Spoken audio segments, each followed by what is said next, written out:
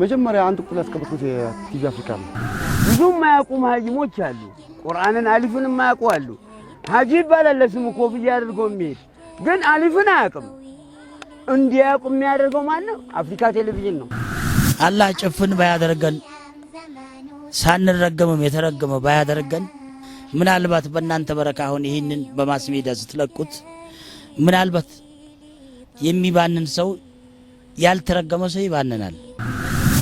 እኔ ትንሽ አፍሪካ ቲቪ ዘግይቼ ነው የጀመርኩት። ይሁንም ጥሩ ነው። እኔ እንደሚመስለኝ ወደ አንድ ሳይድ አመለካከት ይሄዳል የሚል ግምት ነበረኝ።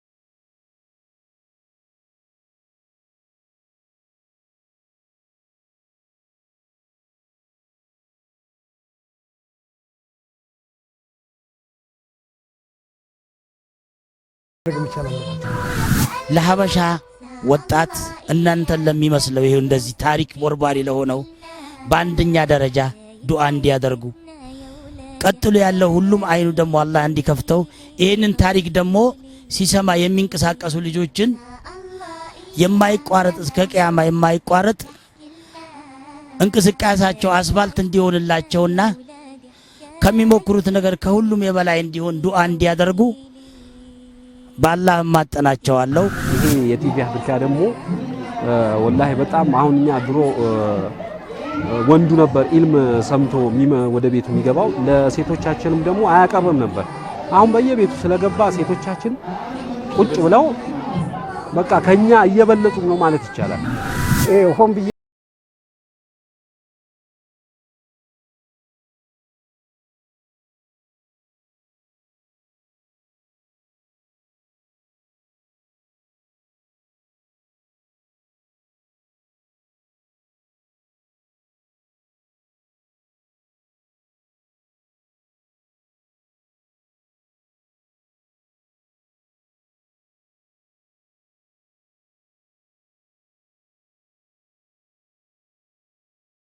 በዚህ መልኩ እንዲቀጥሉልን ንግግር ማለበዛም አፍሪካ ቲቪ በጣም እከታተላለሁ።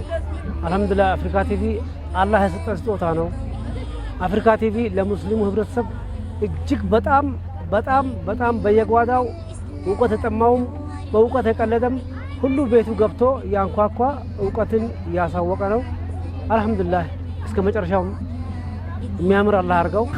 እኔ ቅሬታዬ ምንድነው የዚህ አይነቱ ተዳፍኖ መቅረቱ መላ የሌለው ሆኖ መቅረቱና አሁን ደግሞ ደስታዬ እንደናንተ ያለው ማግኘቴ ድርብ ደስታ ነው የተሰማኝ። አላህ ያግዛችሁ። ዓለም የምታሰሙበት እንግዲህ እንቅስቃሴና አቅም አላህ ይስጣችሁ። ሌላም የተዳፈነው ቦርቡራችሁ የምታወጡበት ኃይል አላህ ይስጣችሁ። አላሁመ ሰሉ